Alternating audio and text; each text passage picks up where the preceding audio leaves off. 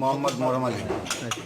পিতা মোহাম্মদ সংসদের মুন্সি, গ্রাম বাট্টা ভাটপাড়া, তারাকান্দা থানা ফুলপুর ময়মনসিংহ। আচ্ছা, মুক্তিযুদ্ধের সময় আপনি কি করছিলেন দাদা?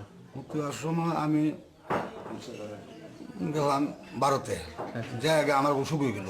আচ্ছা অসুখ হইলে এখান থেকে আমার সাথে আছেন আমাদের মাস্টার আলাদ্দি, আরও অনেক লোক আছেন। থাকলে আবার দেশে আইলাম, দেশে এমন দুঃখ হইল যে গেলাম কিছু কাজ করতাম না, বলতাম আবার সে বাবার এই কুশিয়া দ্বারা বকুল ভাইয়ের লগে, কাশেমের লগে, বাড়িরা তার দেশে এইলার লগে, হ্যাঁ মিলে তার লগে আমরা আবার ট্রেনিং করছি। ট্রেনিং করে জায়গায় জায়গা প্রবেশ করছি। অপারেশন কোনটাতে ছিলেন? গেছি এটা গেছি যাতে কিসা কিসা গেছেন না?